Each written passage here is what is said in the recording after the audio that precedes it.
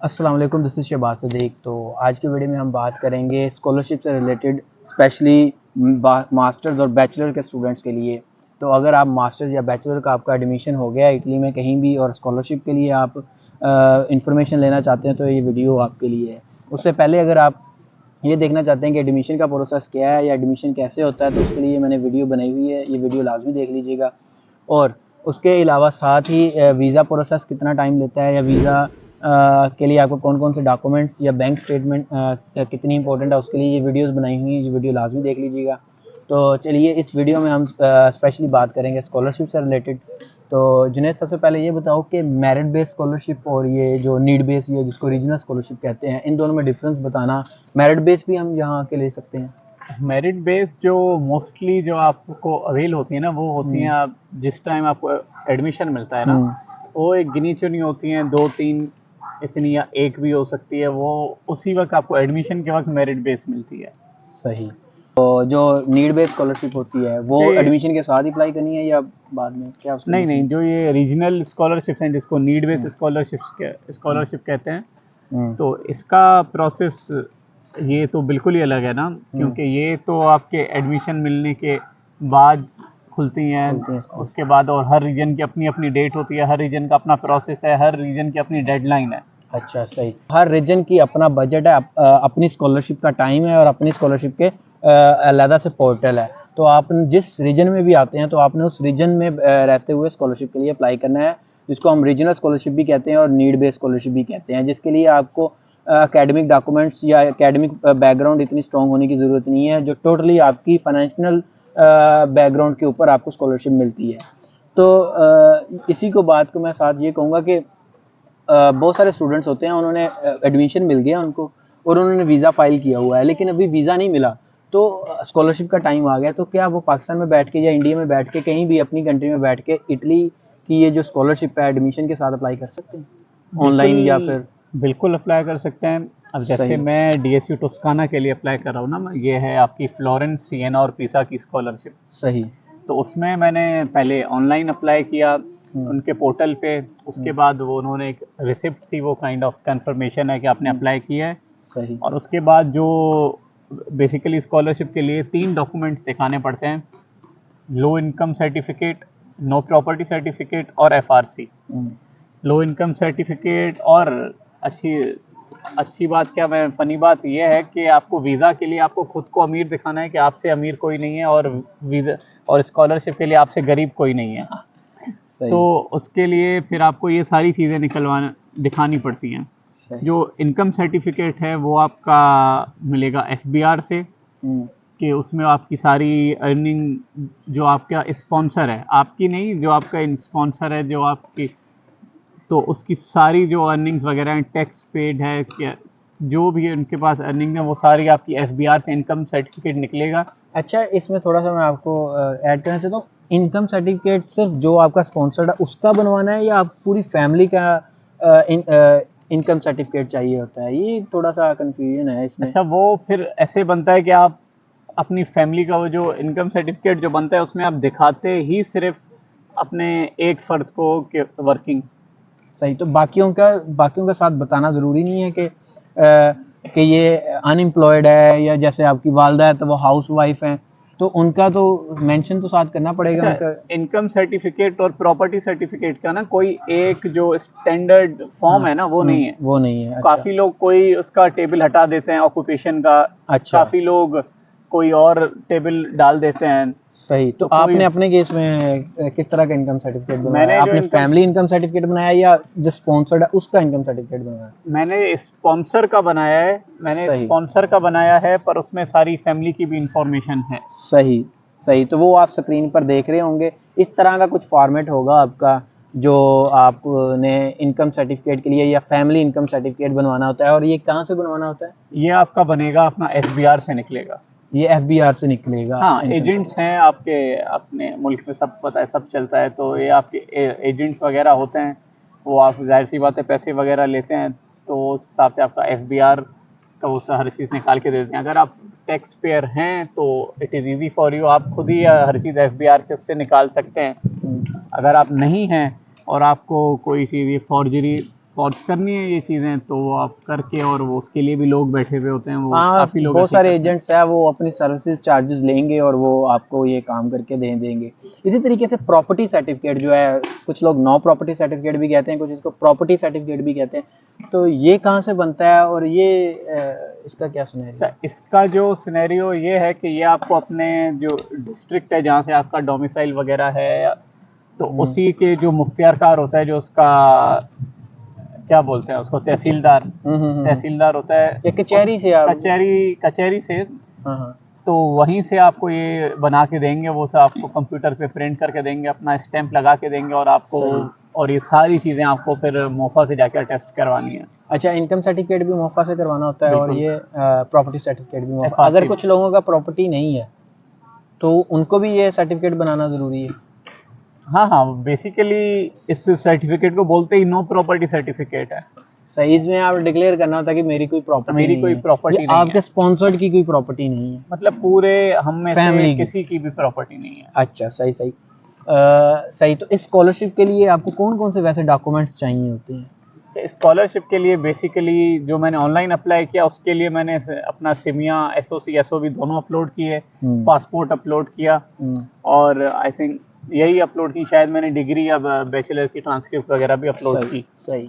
बाकी उसके अलावा जो मैं अभी जो डॉक्यूमेंट्स तैयार किए मैंने, जो करवा रहा हूँ, उसमें ये आपका नो इनकम सर्टिफिकेट आ गया, नो प्रॉपर्टी सर्टिफिकेट आ गया, और अपना एफआरसी आ गया, और ये तीनों अभी मोफा से अटेस्ट करवा के आप, जैसे मैं फ्लोरेंस का हूँ तो इसमें ये ज़रूरी लाजमी है कि आपकी जो पाकिस्तान एम्बेसी रोम है यही ट्रांसलेट करेगी, और उसमें पाकिस्तान एम्बेसी रोम का ठप्पा होगा, और उसके बाद पेरीफतूरा एक हर प्रोविंस या उनके शहर में एक अपना गवर्नमेंट ऑर्गेनाइज बिल्डिंग होती है, समझें, वो आपको फिर वो लीगलाइजेशन करके देते हैं, या काइंड ऑफ यही ठप्पा स्टैंप लगता है, तो उसके बाद आपको डीएसयू टोस्काना के ऑफिस में जाके सबमिट करवाना है बिफोर द डेडलाइन। अच्छा, जो बंदा पाकिस्तान में, फिर कुछ जगहों पर ऑनलाइन डॉक्यूमेंट सबमिट करवाने हैं, जिसमें बाई पोस्ट करवाने हैं, तो फिर पाकिस्तान से वो बाई पोस्ट करवाएगा, पहले ट्रांसलेशन करवाएगा इटालियन एम्बेसी ओ पाकिस्तान एम्बेसी रोम में, और वहाँ से इटालियन ट्रांसलेशन करवाने के बाद फिर उसको लीगलाइजेशन करवाएगा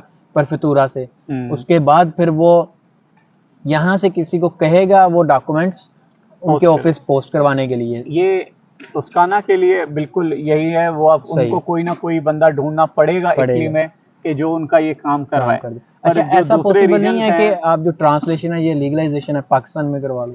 वो है, बिल्कुल है। जैसे रीजन आता है पाडुआ यूनिवर्सिटी का, मैंने सुना है कि जो उनके स्वॉन ट्रांसलेटर्स पाकिस्तान में है, आप उनसे भी करवा सकते हो, तो उसमें वो उनके लिए आसानी हो जाती है, वो ट्रांसलेशन में वो अपनी है वो सही। कुछ तो भी ये आपको रिक्वायरमेंट्स में पढ़ना पड़ेगा पहले के भी उन्होंने ये मेंशन है कि नहीं, अदरवाइज जो जनरल है वो आपको यहीं से ही बनवाना पड़ेगा, रोम से ही ट्रांसलेशन।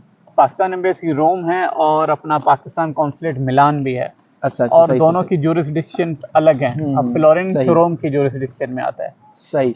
और ये जो स्कॉलरशिप है, ये मास्टर्स के लिए भी ये सेम प्रोसेस है और बैचलर के लिए भी सेम प्रोसेस है? बैचलर के लिए भी यही सेम अपना प्रोसीजर है, पर यह है कि हर जो स्कॉलरशिप है रीजन की, उसके लिए अलग अलग प्रोसेस है, सबका डॉक्यूमेंट सेम है।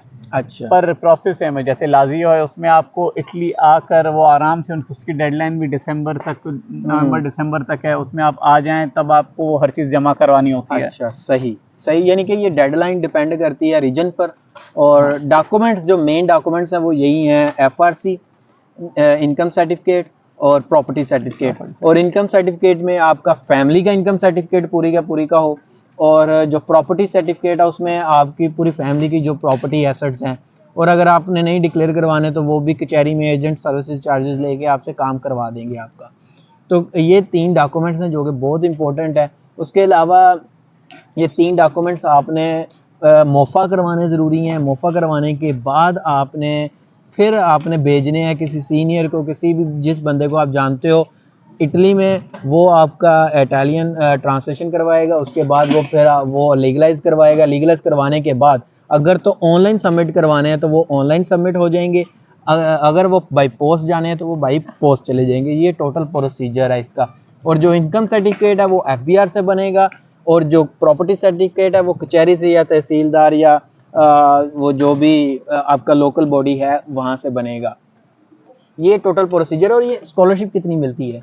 स्कॉलरशिप ही प्रोविंस टू प्रोविंस वेरी करती है, क्योंकि उनके बजट पे डिपेंड करता है। अच्छा। जैसे फ्लोरेंस की है 5-5.5 हज़ार कुछ अच्छा। इतनी है सालाना, और अपना जैसे लाजियो है उन्होंने इस साल बढ़ाई है तो वो तकरीबन 7,000 7,500 तक इतनी है। सही। तो कुछ ना होने से होना बेहतर है। बेहतर है, यानी कि आपको डिपेंड करता है किस रीजन में। और उसके अलावा इसमें अकोमोडेशन, इसमें ट्यूशन फीस, इसमें आपके कंटीन चार्जेस ये भी ऐड होते हैं। जी जी, मैं फ्लोरेंस का बताऊंगा कि इसमें आपको जो ये स्कॉलरशिप मिलती है उसमें आपको monthly 300 euros plus accommodation dorm में, और प्लस 2 टाइम मील ये आपको देते हैं, और ट्यूशन फीस भी माफ होती है। ट्यूशन फीस भी माफ़ होती है। तो उसके अलावा और क्या चाहिए यार। तो अच्छा जुनैद, ये एक क्वेश्चन और बड़ा कॉमन है, मुझसे बहुत सारे लोगों ने पूछा है कि रीजनल स्कॉलरशिप में पाकिस्तान उनकी लिस्ट में है या नहीं है। अगर नहीं है तो क्या हम रीजनल स्कॉलरशिप के लिए अप्लाई कर सकते हैं? क्या ये जो रीजनल स्कॉलरशिप है आपको कंट्री वाइज दी जाती है, या इटली में कोई भी वो एप्लीकेबल है और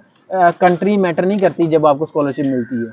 अच्छा, मैं इटली के प्रोसेस तकरीबन 2 साल से फॉलो कर रहा हूँ। मेरे तकरीबन 4-5 ग्रुप व्हाट्सएप के ग्रुप्स में हूँ, जिस पर मैंने आज तक वो उनका नहीं देखा कि किस कोई बोले कि पाकिस्तान नहीं है या क्या है।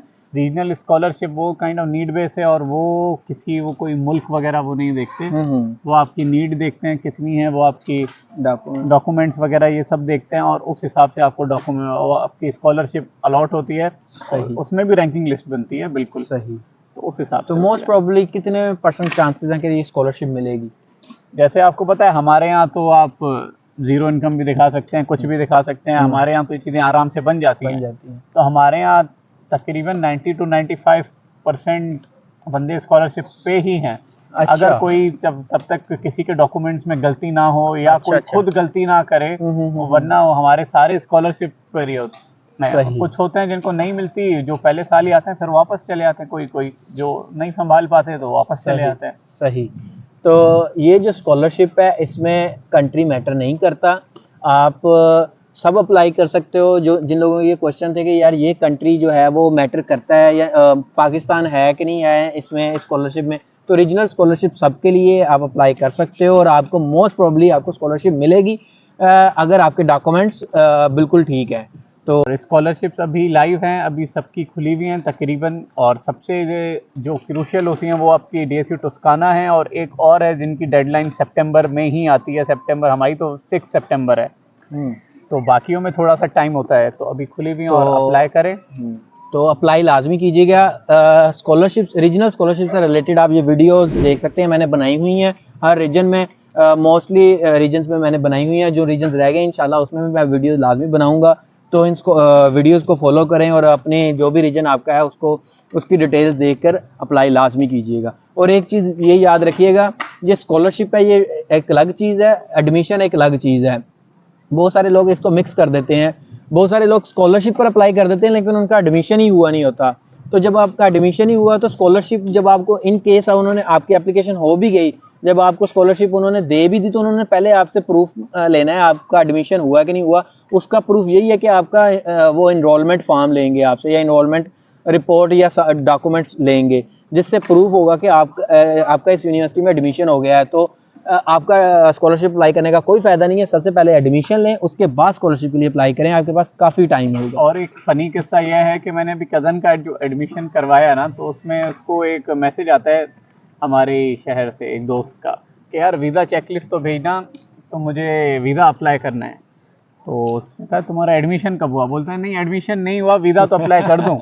तो ये ना, तो ये स्टेप्स होते हैं, प्रोसीजर होता है। पहले एडमिशन लें, फिर साथ वीज़ा के लिए अप्लाई करें, और साथ ही जब स्कॉलरशिप के लिए टाइम आता है तो स्कॉलरशिप के लिए अप्लाई करें। लेकिन इन सब चीज़ों के लिए पहली चीज़ ये है एडमिशन। एडमिशन बहुत ज़रूरी है। तो चलिए मिलते हैं इंशाल्लाह नेक्स्ट वीडियो में। अल्लाह हाफिज़।